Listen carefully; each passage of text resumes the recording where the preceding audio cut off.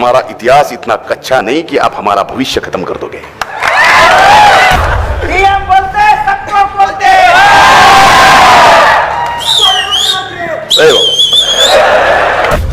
तिथं बोलत बोलत संध्याकाळ झाली की रुपाली आणि वैशाली कट्टा. तुमचं कसं आहे? किडा असतो ना किडा. रात्री 2 वाजता फोन कोणाचा आला तरी उचलायचा. पण आजकाल फक्त त्याच्यासाठी फोन येत नाही, कशासाठी येतात मी काय आज उघडपणे सांगत नाही. अगदी गुगल पे करा म्हणून सुद्धा फोन येतात रात्री उशिरा ते, म्हणजे समजून घ्या, बाकी बोलत नाही. आमचे चुलते सुखदेवराव मुंडे, स्वर्गीय सुखदेवराव मुंडे एक गाडी घेऊन गेले. दीपक भाऊ त्यावेळेस पासून सेटिंग लावायची सवय. वैद्यनाथाचा सेवेकरी म्हणून त्याच्या शब्दाने सांगतो की स्वर्गीय अण्णांनी धनंजय मुंडेंनी कधीच स्वर्गीय मुंडे साहेबांसारखं व्हावं किंवा राजकारणात यावं ही इच्छा कधीही आम्ही ठेवलेली नव्हती. फक्त स्वर्गीय मुंडे साहेबांनी मोठं व्हावं हीच आमच्या स्वर्गीय अण्णांची इच्छा होती, तीच माझी होती. आज इथं कुणी मला डीएम म्हणतं, कुणी बॉस म्हणतं, कुणी भाऊ म्हणतं. तुमचं आयुष्य असेपर्यंत आणि माझ्या श्वासात शेवटचा श्वास असेपर्यंत मी तुमच्यासाठी जीवलग मित्र हे लक्षात ठेवा. जवळजवळ 42 जणांनी भाषणं केलीत. त्यामुळे व्यासपीठावरच्या सर्व सन्माननीय माझ्या सहकाऱ्यांचा, माझ्या मित्रांची माफी मागून सन्माननीय व्यासपीठ आणि आजच्या या मेळाव्याला मोठ्या संख्येने पुण्यात असलेल्या माझ्या विद्यार्थी भावांनो आणि बहिणींनो, आणि हा मेळावा पाहायला, बघायला आणि आशीर्वाद द्यायला सुद्धा काही वडीलधारी मंडळी आली आहे. ती सन्माननीय सर्व वडीलधारी मंडळी आणि उपस्थित पत्रकार मित्रांनो, माझ्या जन्मभूमीनंतर सर्वाधिक करमायचं जागा जर माझी कुठली असेल तर हे पुणे आहे. तुम्ही विचाराल का?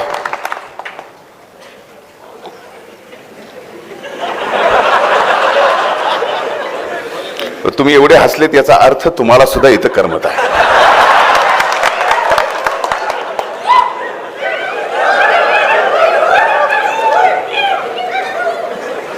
मी आज जे बोलणार आहे यापूर्वी कधीही कुठल्याही भाषणात तुम्ही ऐकलं नसेल ते बोलणार आहे.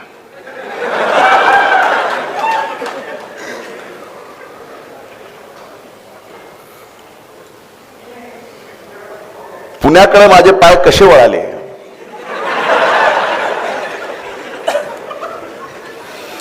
स्वर्गीय अण्णांची इच्छा होती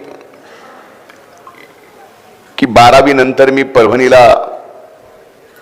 वसंतराव नाईक मराठवाडा कृषी विद्यापीठामध्ये ॲग्रिकल्चर करावं, आणि माझा नंबरही लागला होता मेरिट प्रमाणे. ॲग्रीला जास्त मेरिट लागत. स्वर्गीय मुंडे साहेबांची इच्छा होती की मी MBBS करावं, डोनेशन देऊ ना, तेवढं मेरिट नव्हतं. आणि माझी इच्छा होती की पुण्यात येऊन मी लॉ करावं.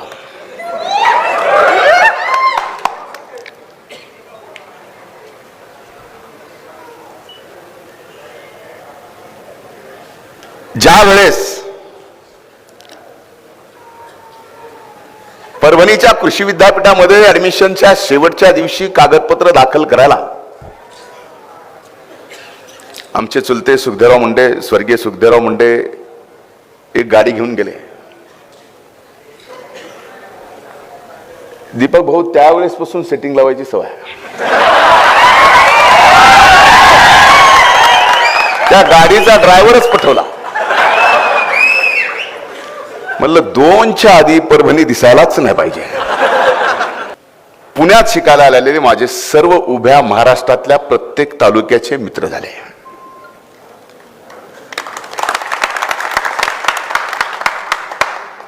लहानपणी माझा जो मित्र आहे, आजही या वयात माझी तीच मैत्री आहे. मैत्रीत कधीही मी बदल केलेला नाही.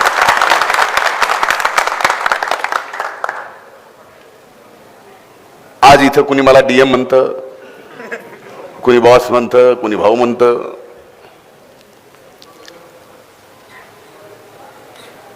पण इथून पुढच्या काळामध्ये आयुष्यभर तुमचं आयुष्य असेपर्यंत आणि माझ्या श्वासात शेवटचा श्वास असेपर्यंत मी तुमच्यासाठी जीवलग मित्र, हे लक्षात ठेवा. ही पुण्याची खासियत.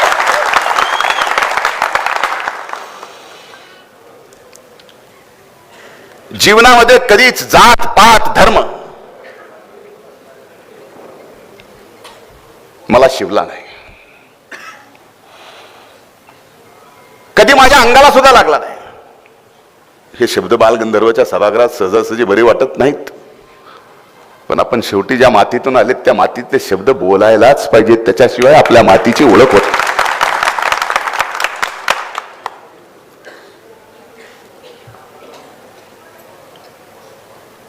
राजकारणात आलो, राजकारणातही माझं कधीच कुणाशी टोकाचं वर झालं नाही. म्हणजे ज्यांच्या ज्यांच्या विरोधात मी सभेत जाहीरपणानं अगदी त्यांच्या शारीरिक व्यंगावर टीका केली तरी ते माझे आजही जीवलग मित्रच राहिलेत. कधी त्यांनी दुरावा केला नाही. पण का कुणाच ठाऊक, एक व्यक्ती मलाही माहित होतं. मला तर जिल्हा परिषद, आता माझ्या भावांना सगळ्यांना वाटतं, आपल्यालाही वाटतं की माझ्यासारखं मोठं व्हावं. पण मी माझ्या वडिलांनी कधीच, आज प्रामाणिकपणानं सांगतो, इमानदारीनं सांगतो, प्रभू वैद्यनाथाचा सेवेकरी म्हणून त्याच्या शब्दानं सांगतो की स्वर्गीय अण्णांनी, धनंजय मुंडेंनी कधीच स्वर्गीय मुंडे साहेबांसारखं व्हावं किंवा राजकारणात यावं ही इच्छा कधीही आम्ही ठेवलेली नव्हती. फक्त स्वर्गीय मुंडे साहेबांनी मोठं व्हावं हीच आमच्या स्वर्गीय अण्णांची इच्छा होती. तीच माझी होती. आज मी राजकारणामध्ये काहीतरी झालो याचा अर्थ बऱ्याच जणांना वाटतं की आपण सुद्धा राजकारणामध्ये यावं, राजकारण करावं. हे खरं आहे. अनेक जणांना राजकारण हे प्रोफेशन आहे. पण मी राजकारणामध्ये स्वर्गीय मुंडे साहेबांच्या साठी आलो. माझ्यासाठी हे राजकारण मिशन आहे, प्रोफेशन नाही.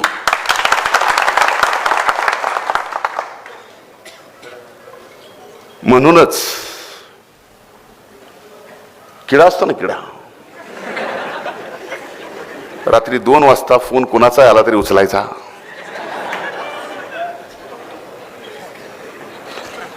राजकारण माझ्यासाठी मिशन आहे, म्हणून ते किडा जिवंत आहे.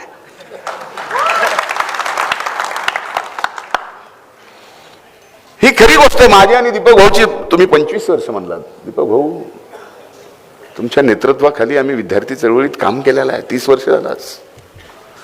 माझे पुण्यातले सर्व, म्हणजे जवळजवळ बाहेरचे सुद्धा, पुण्याच्या माझे मित्र इथं बसलेत, पुण्यात स्थायिक झालेत.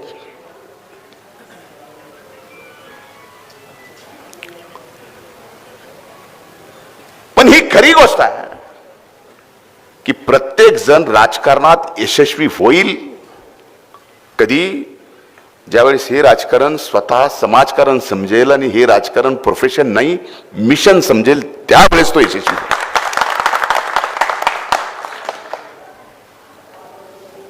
माझं सबंध आयुष्य माझ्या कुटुंबाचं स्वर्गीय मुंडे साहेबांपासून, स्वर्गीय अण्णांपासून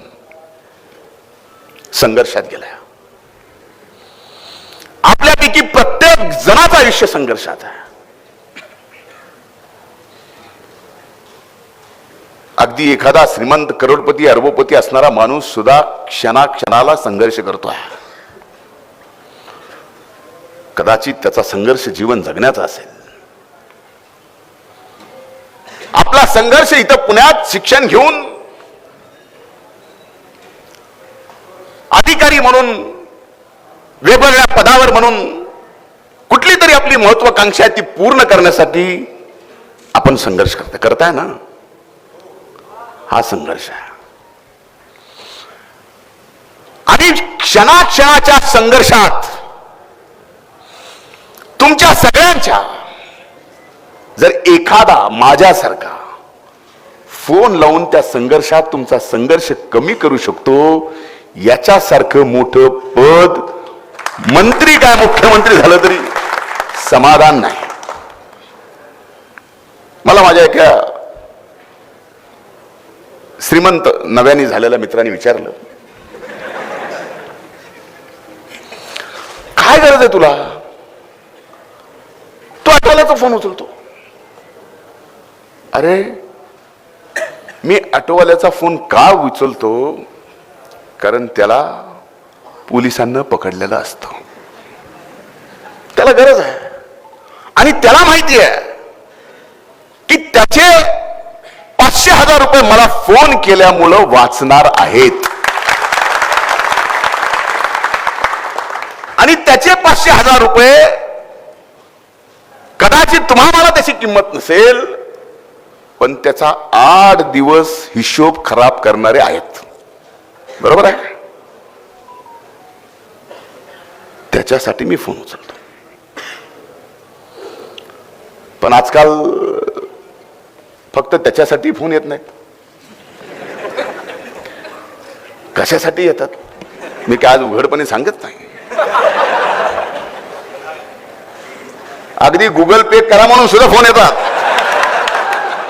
रात्री उशिरा देईल, म्हणजे समजून घ्या, बाकी बोलत नाही.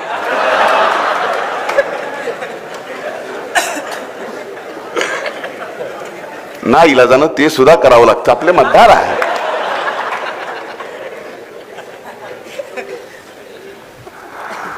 पण मी आज या संवाद मेळाव्यामध्ये आपल्याला एकच विश्वास द्यायला आलो आहे. आज फक्त परळी विधानसभा मतदारसंघातले मला विद्यार्थी इथं दिसत नाहीत, ते तर आहेतच. आष्टी, पाटोदा, शिरूर, बीड, बर एक एक जण सांगा.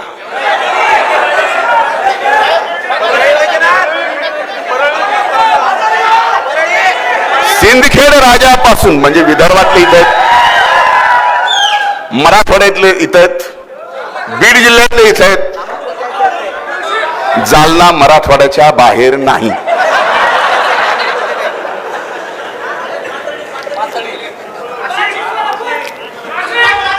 मला वाटलं 42 जणांनी भाषण केल्यानंतर तरी आपलं समाधान झालं असेल,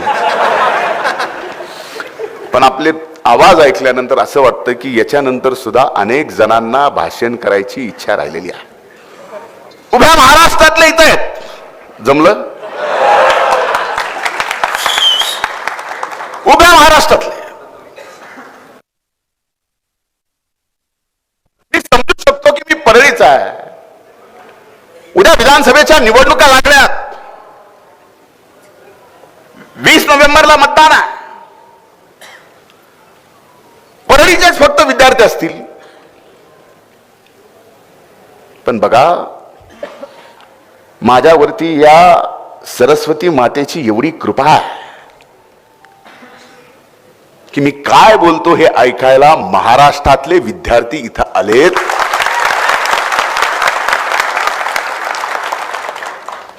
लाखो करोड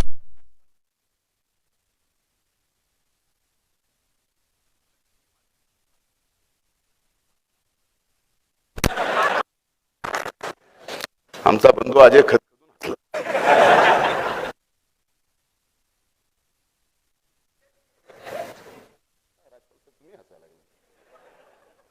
ह्यांना माहिती आहे मी किती उधळे आहे. रात्री ट्रक भरून आलं तर सकाळी डिझेलला महाग असतो. आहे ते आहे, त्याला काय तुमच्या समोर काय लपवायचं.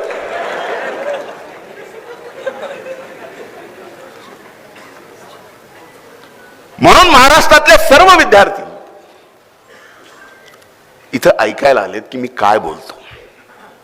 कदाचित त्यांचं प्रेम सरस्वती मातेने दिलेल्या माझ्या वाणीतून असेल, कदाचित त्यांचं प्रेम माझ्या व्यक्तिमत्वावर असेल, कदाचित तुमच्या सगळ्यांचं प्रेम मी राजकारणामध्ये सर्वाधिक समाजकारण करतो त्याच्यामुळे असेल. पण प्रेम आहे ना, आणि जोपर्यंत तुमचं प्रेम आहे,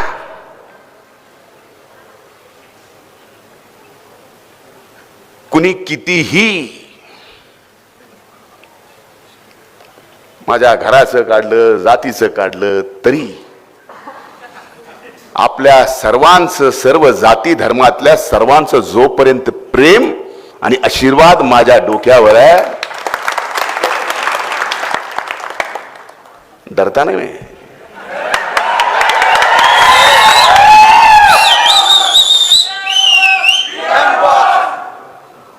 कुणाला वाटतं की ह्याच्या विरोधात बोलल्यानंतर हे भिल,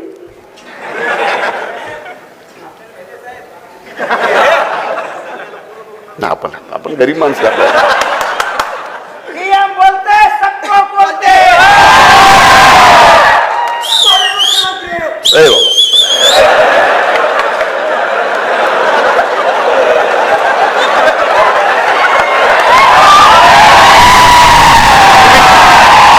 तुम्ही कितीही आरडा, पण एक गोष्ट लक्षात ठेवा,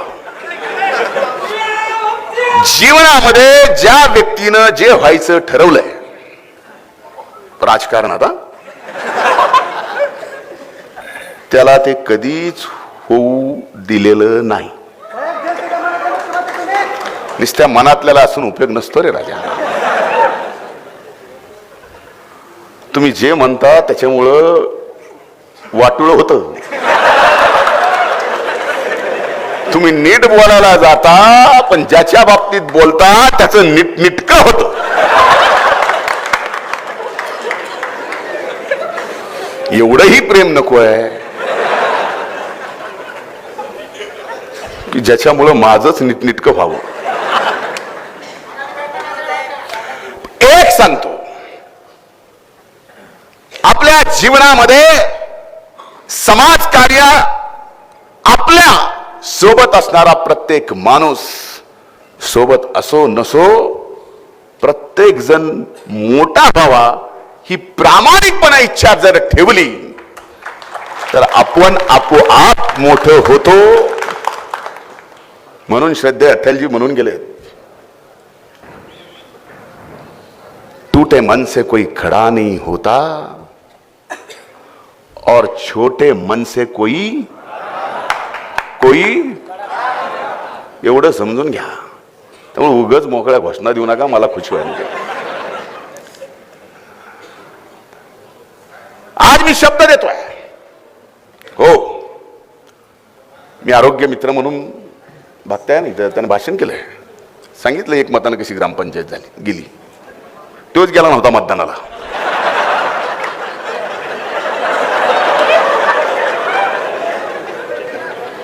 लय लहान होता, जे ह्याचे वडील उत्तम मालक, आमचे वडिलांचे सहकारी, भोजनकवाडीच आहे. एक मतानं ग्रामपंचायत गेली, त्याला माहीतच नाही.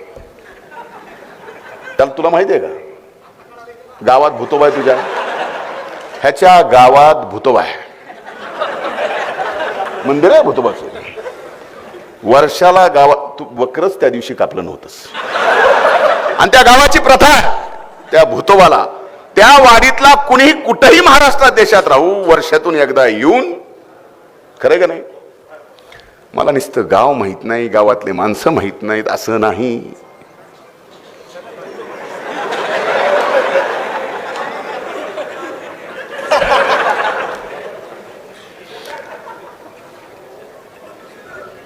बऱ्याच दिवसापासून हा कार्यक्रम घ्यायचा होता, पण शेवटी आचारसंहिता लागल्यानंतरच मंत्र्याला जास्त वेळ मिळतो, तसा वेळ मिळाला. 17 तारीख ठरवली आणि आज मी आपल्या सगळ्यांच्या समोर आहे. आरोग्य मंत्री म्हणून, आरोग्य मित्र म्हणून जी संबंध महाराष्ट्रात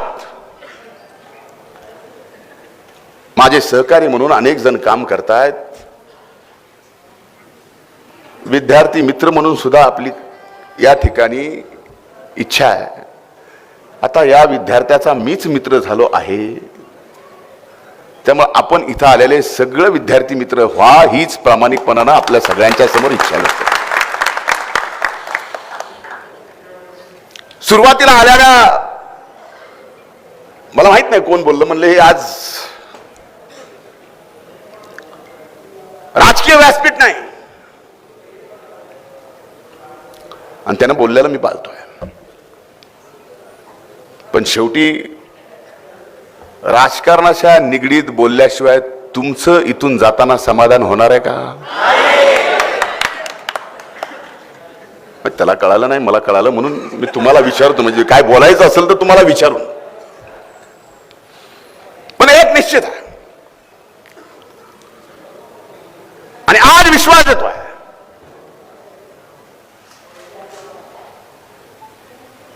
जसं स्वर्गीय मुंडे साहेबांनी मराठवाड्यातल्या बीड जिल्ह्याचं नाव राज्यात आणि देशात केलं.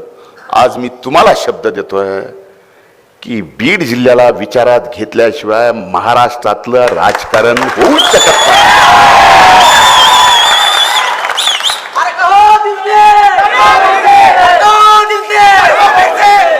आज पंकजाताई पण या कार्यक्रमाला येणार होत्या. आलेत सगळे महाराष्ट्रातून. आता हो बघा, उगाच ह्यांनीच मला बीड जिल्ह्याचं पुढे ठेवलं, आणि तुम्ही म्हणता पुण्याकडे पण लक्ष द्या. तुम्ही देऊ दिलं तर बीडकरांनी. आज पंकजाताई पण कार्यक्रमाला येणार होत्या. दिल्लीला बैठक चालू आहे, त्या कोर कमिटीमध्ये आहेत, आणि त्यांनी सुद्धा माझ्याकडून आपल्याला शुभेच्छा व्यक्त करायला सांगितलं.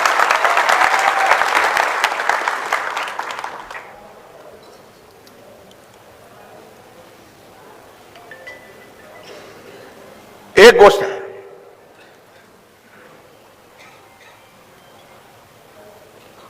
मी जिथं तिथं प्रामाणिकपणानं इमानदारीनं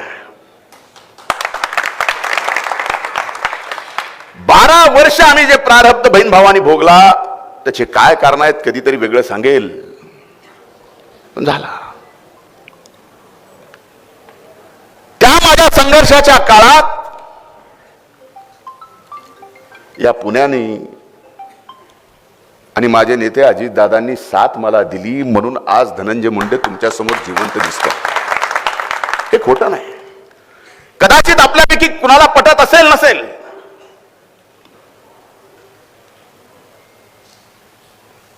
पण यामुळे काय मी माझं इमान सोडावं? ज्याने मला संधी दिली त्या संधीचं सोनं केलं, आज तुमच्या समोर आहे.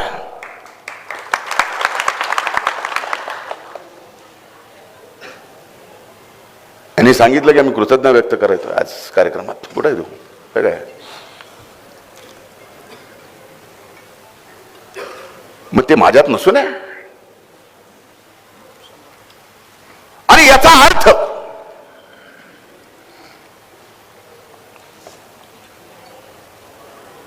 लहान्या पवारांच्या सोबत राहिलो. दीपक भाऊ जसं एक डीएम नहीं दादा के साथ, ये भी डीएम है, मैं भी डीएम है, ये पुराने डीएम है, मैं बात का है.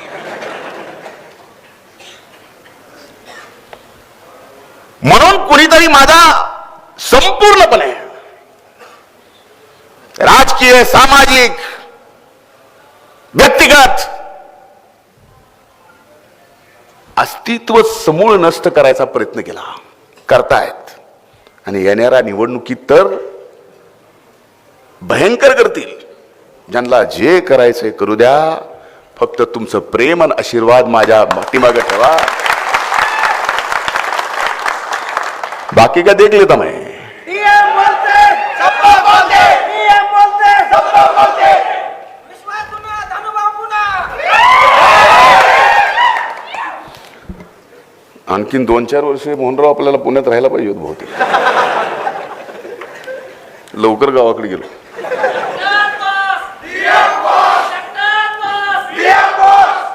मला पुण्यातल्या विद्यार्थ्यांचं शिकणं किती संघर्षमय असू शकतं हे मला कोणी सांगायची गरज नाही, कारण मीच इथं शिकलो आहे. आणि माझं शिक्षण म्हणजे Symbiosis law college, international law college. पण मित्र फक्त पोरं का, दुसरं काय नाही.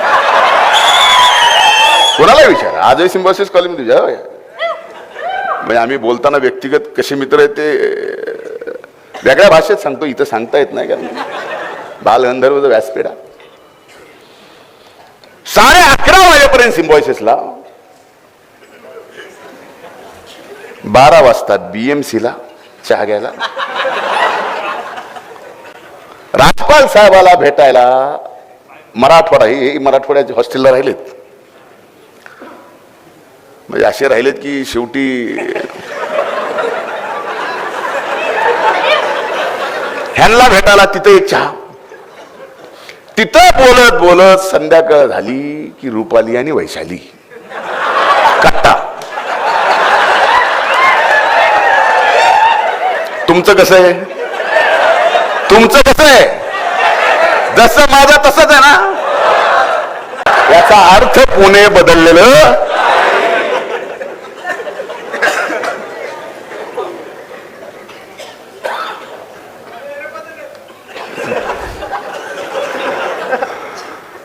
पण एक आहे,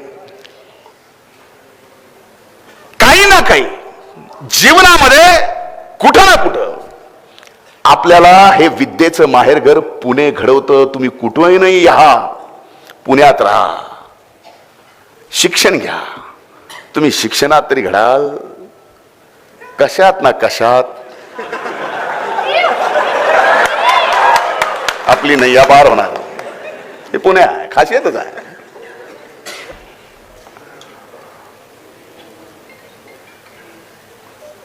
मला सांगितलं, आता तुम्हीच सांगितलं की मी यायच्या अगोदर 35 जणांनी भाषण केलं, त्यातल्या अनेक जणांना बोलता सुद्धा येत नव्हतं, पाय थरथर कापत होते. मी एवढं चांगलं बोलतो, म्हणजे बोलतो का नाही माहित नाही, लोक म्हणतात म्हणून. पहिलं माझं भाषण पहिलं कुठं झालं? जिथं मला ऍडमिशन घ्यायचं नव्हतं, जिथं ड्रायव्हर मॅनेज केला होता, त्या परभणी कृषी विद्यापीठात 1995 ला मराठवाडा मित्रमंडळ स्थापन केलं होतं. बरोबर म्हणून. आणि तिथं तिथल्या विद्यार्थ्यांनी मला बोलवलं मराठवाडा मित्र मंडळ स्थापन करायसाठी. आणि मला तिथं पहिल्यांदा भाषण करायचं होतं. अनेक जणांना कळालं की धनंजयला पहिल्यांदा भाषण करायचं आहे. नात्यातल्या मित्रांनी, अनेक मित्रांनी वेगवेगळी 10 भाषणं लिहून माझ्या हातात दिली होती. 10 मोजून, आयुष्यातलं पहिलं भाषण. आणि अतिव प्रेम करणारे मित्र समोर बसलेले होते. काही जण, अतिव कळतो ना शब्द. आणि माझं नाव ज्यावेळेस घेतलं, मी भाषणाला माईकच्या समोर आलो, त्यावेळेस त्या माझ्या जिवलग मित्रांनी आपलं डोकं गुडघ्यात घातलं होतं. का? काय बोलतोय की, जमतोय का नाही की, माझं लिहिलेलं बोलणार की काय. पण आज इथं सरस्वती माता आहे, त्याच्या साक्षीनं सांगतो, ज्यांनी ज्यांनी 10 भाषणं मला लिहून दिली होती, त्या 10 भाषणातला एक शब्द सुद्धा ज्यावेळेस बोलायला उठलो, एक शब्द सुद्धा त्या 10 भाषणातला आला नाही. आणि तिथून इथपर्यंतचा माझा प्रवास, आत्ताही माझ्या हातात फक्त नावाचा कागद आहे, बाकी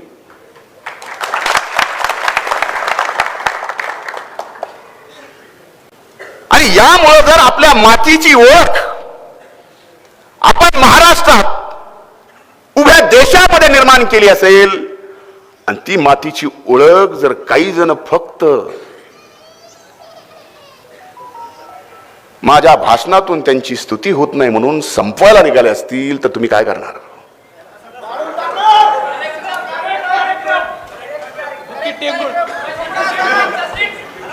कार्यक्रमाचं माझ्यावर सोडा, मी निबारा. पण कशासाठी? का स्वर्गीय मुंडे साहेबांच्या जीवनामध्ये संघर्ष नव्हता? आज मी काही दिवसामध्ये बाजूला गेलो तर माझ्या सरकारचं सबंध अस्तित्व, माझं अस्तित्व माझं नाही, माझी ओळख ही माझी नाही, ही तुमची ओळख आहे, हे तुमचं अस्तित्व आहे. टिकवायचं का संपवायचं हे तुम्ही सगळ्यांनी ठरवायचं आहे. बरोबर आहे? अपना क्या है, बाद में फोन बंद करके बैठ जाएंगे. तसा फोन चालू ठेवी.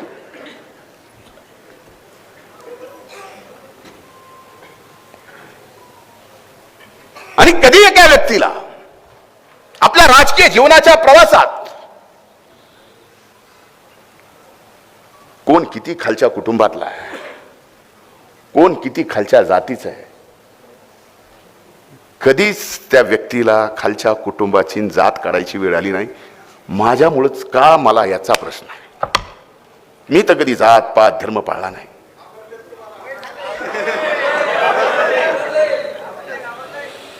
हा विषय लक्षात घ्या. मी आज का बोलतोय हे बोलायचा विषय नाही. मी कुणालाही घाबरत नाही. माझ्या जीवनातला प्रवास क्षणाला संघर्षातून गेलाय. त्यामुळं संघर्ष माझ्या 5वीला पुजलेला आहे. त्या संघर्षाला आणि माझं अस्तित्व संपवणाऱ्याला कधीच कुणाला घाबरलेलो नाही, घाबरणार नाही. तुमचा आशीर्वाद माझ्या पाठीमागे. माझं काम, माझं तुमच्याबद्दल जे प्रेम आहे ते प्रामाणिक आहे. माझ्यासोबत आलेले असंख्य, एक पिढी घडली पुढाऱ्यांची माझ्यासोबत आलेल्या. एवढं मोठं मन लागतं. नाही तुम्ही काही पुढारी असे बघितलेत की आपल्या कार्यकर्त्याच्या हातातली एक अंगठी जास्त दिसली तर त्या हाताकडे बघतो. आणि माझी ताकद काय?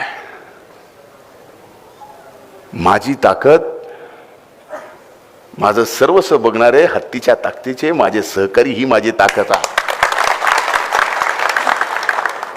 भविष्यात तुमच्या अडचणीच्या काळात, संघर्षाच्या काळात कोण येईल का नाही मला माहित नाही. पण ज्याच्या संघर्ष 5वीला पुजला हा धनंजय मुंडे तुमच्या जीवनामध्ये क्षणाक्षणाला त्या संघर्षात तुमच्या सोबत असेल. क्षणाक्षणात. मी कृषी मंत्री झालो, मला लक्षात आलं मला कृषी मंत्री म्हणून 1.5 वर्ष मिळाली की जवळजवळ 400 MPSCतून सिलेक्ट झालेले. 400च्या वर 422 बरोबर. हाय कोणीतरी कृषीचा 422 केस कोर्टात चालू आहे. आणि या 422 सिलेक्ट झालेल्या विद्यार्थ्यांकडे चांगला वकील नाही म्हणून केस लांबत चालली आहे. मी स्वतः चांगला वकील उभा केला विद्यार्थ्याच्या बाजूने मंत्री असताना. निकाल विद्यार्थ्याच्या बाजूने केला. आचारसंहिता लागायच्या अगोदर 422 जणांना अपॉइंटमेंट दिली. मी सामाजिक न्याय मंत्री असताना नांदेडच्या एका माझ्या सहकार्याने सांगितलं, अरे एखाद्याची गरज त्याच्या चेहऱ्याकडे बघून कळते. आणि त्याच्या चेहऱ्यावर जे आपण पाहतो आणि त्याची अडचण आपल्याला लक्षात येते, त्यावेळेस आपण आपला प्रामाणिकपणा दाखवतो. त्यावेळेस देव सुद्धा त्याचं काम करायला पुढे येत असतो.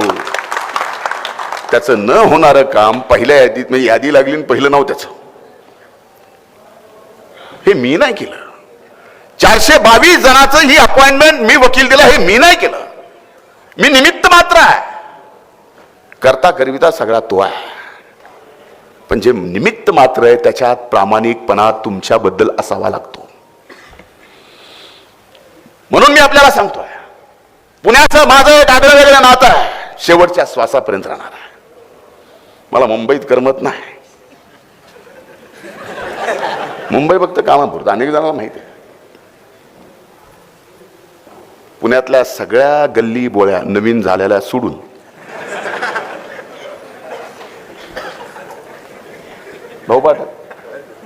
आपण मागे रॅली दादांच्या सोबत होतो.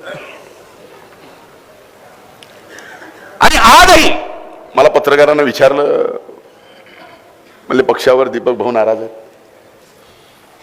आल्या चॅनलवाले, पण ते इथे आहेत. ही मैत्री आहे, ही मैत्री आहे. आणि हा कार्यक्रम आपल्या जीवलग मैत्रीचा आहे. ही मैत्री आहे. इथं आले समीर भाऊ, ही मैत्री आहे. पक्षात नाराजी असते, ते कार्यकर्त्याचा अधिकार आहे नाराज होणं. मी आलेल्या भाऊला म्हणलं, तो तुमचा अधिकार आहे तुम्ही नाराज होणं. हमारा इतिहास इतना कच्चा नहीं कि आप हमारा भविष्य खत्म कर दोगे. ते ऐतिहासिक पाहिजे, ऐतिहासिक. ते सांगायचं नसतं, करून तर दाखवा तोंडाने बोलण्यापेक्षा. म्हणून मी आज आलो आहे, याच्यासाठी नाही की मला निवडणूक कशी जिंकायची आहे आणि तुमची मला मदत लागणार आहे, याच्यासाठी आलो नाही. मी आलोय हे सांगायला की तुमच्या सुखात आणि दुःखात, तुमच्या संघर्षात आणि तुमच्या चांगल्या काळात हा धनंजय मुंडे सदैव तुमच्या सोबत आहे, तुमच्या आत आहे, एवढंच सांगायला. अनेक विद्यार्थी इथं आहेत, माहित नाही मी बोलत जातो त्याचं. मला एक जणांनी दाखवलं, मी भाषणामध्ये जे काही शेरोशायरी बोललो त्याचे रील्स राजस्थानच्या इलेक्शनमध्ये. आवाज माझा आहे, पुढारी काँग्रेसचा आहे. मला मिळच कळना. एवढं पाठ आहे याला.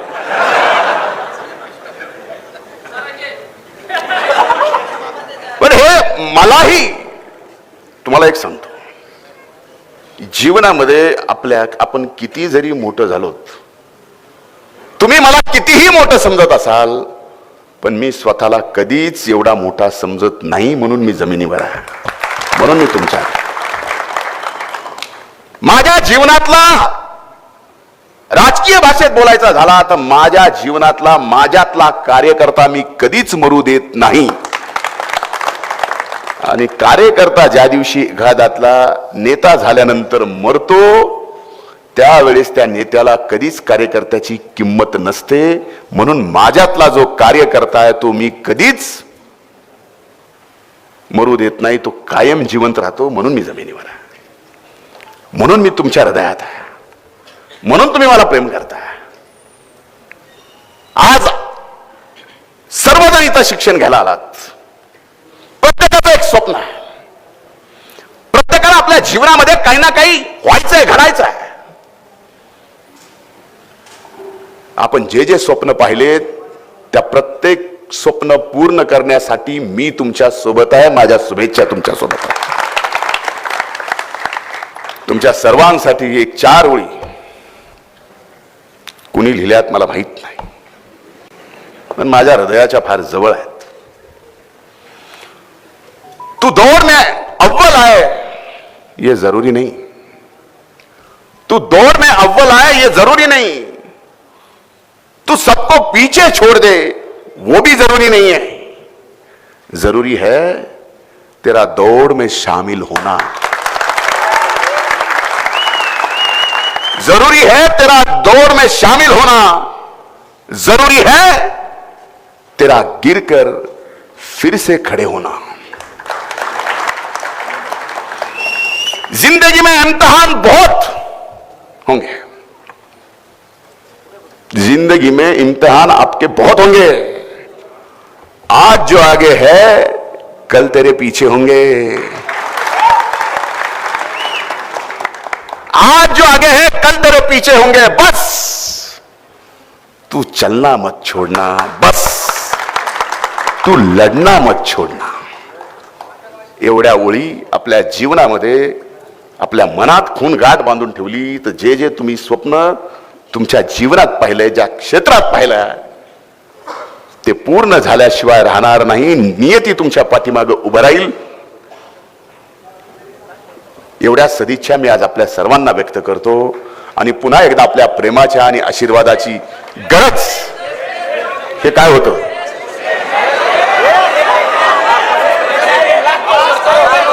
माझं कसं तुम्हाला सांगू, तुम्हाला सांगू, माझं सभागृहातलं भाषणाचे अनेक प्रकार आहेत.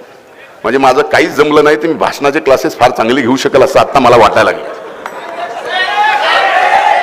एखादा वक्ता जर सरस्वती मातेचा भक्त असेल तर त्याला एक कळालं पाहिजे की खुल्या मैदानात काय भाषण करायचं, तिथं कुठला शेर हाणायचा, सभागृहात काय बोलायचं, बैठकीत काय बोलायचं, हे ज्याला कळलं त्याला कळलं. प्रत्येक ठिकाणी शेर हे आता बोललो ना तुमच्यासाठी, पण हे आवडलं नाही तुम्हाला. जे आवडेल तुमच्या मनात आहे ते 22 तारखेला फॉर्म भरायच्या दिवशी. राष्ट्रवादी काँग्रेसमधील फुटीनंतर अजित पवारांसोबत गेलेले नेते शरद पवारांच्या रडारवर आहेत. शरद पवारांनी जाहीरपणे धनंजय मुंडेबद्दल नाराजी व्यक्त केली होती. त्यानंतर धनंजय मुंडे विरोधात परळीत पवारांची काय रणनीती असणार याबद्दल चर्चा होत असतानाच आता धनंजय मुंडेंनी पवारांवर हल्ला चढवला. माझ्या वैयक्तिक आणि राजकारणातील अस्तित्व नष्ट करण्याचा प्रयत्न केला जात आहे असं म्हणत धनंजय मुंडेंनी पवारांवर नाव न घेता निशाणा साधलाय. परळीतील पुण्यात राहणाऱ्या विद्यार्थी आणि नागरिकांसाठी बालगंधर्व रंगमंदिरात स्नेह मेळावा आयोजित करण्यात आला होता. या मेळाव्यात बोलताना धनंजय मुंडेंनी शरद पवारांना नामोल्लेख न करता लक्ष केलंय. छोट्या पवारांची साथ दिल्यामुळे माझं व्यक्तिगत आणि सामाजिक राजकारणातील अस्तित्व नष्ट करण्याचा प्रयत्न केला जात आहे. येणाऱ्या निवडणुकीत ते आणखी प्रयत्न करत राहतील, पण जनतेने माझ्यासोबत राहावे, मग बाकीच्या गोष्टी मी पाहून घेईन असं धनंजय मुंडे शरद पवारांचं नाव न घेता म्हणाले. मी काही कारणास्तव बाजूला गेलो तर माझं अख्खं राजकारण संपवलं जात आहे. मी कधी कोणाची जात काढली नाही, पण माझ्यामुळे काही जण आज जात काढत आहेत. मी कोणाला कधीच घाबरत नाही, कारण जनतेसाठी माझं काम प्रामाणिक आहे. त्यांनी अस्तित्व संपवण्याचा प्रयत्न केला, त्यांना आम्ही या निवडणुकीत त्यांची जागा दाखवून देऊ असं म्हणत धनंजय मुंडेंनी दंड थोपटले. माझी इच्छा होती की वकील व्हावे. माझी इच्छा पूर्ण करण्यासाठी पुण्यात आलो. राज्यभरातील मित्र माझे या ठिकाणी झाले. जीवनात कधी जातपात धर्म पंथ मला शिकवला नाही. राजकारणात कधी कोणाशी टोकाचे वैर झालं नाही. मी किंवा माझ्या वडिलांनी गोपीनाथ मुंडे यांच्यासारखं राजकारणात येऊन मोठं व्हायचं ही इच्छा आम्ही कधी ठेवली नाही. मुंडे साहेबांसाठी मी राजकारणात आलो, ते माझ्यासाठी मिशन आहे असं धनंजय मुंडे म्हणाले. मुंडे यांच्या विरोधात पवारांचा उमेदवार अद्याप निश्चित झाला नसला तरी एकीकडे मनोज जरांगे आणि दुसरीकडे शरद पवारांची खेळी, यामुळे धनंजय मुंडे समोर आता दुहेरी आव्हान असणार अशी चर्चा आहे. लोकसभा निवडणुकीतही बीड जिल्ह्यातील मतदारांना अशीच लढाई बघायला मिळाली होती. आता यावर तुम्हाला काय वाटतं? तुमचं मत कमेंट बॉक्समध्ये लिहायला अजिबात विसरू नका. व्हिडिओ आवडला असेल तर जास्तीत जास्त शेअर करा. आणि आतापर्यंत मराठी जनता आपण आपल्या या चॅनलला सबस्क्राईब जर केलेलं नसेल तर चॅनलला सबस्क्राईब करा.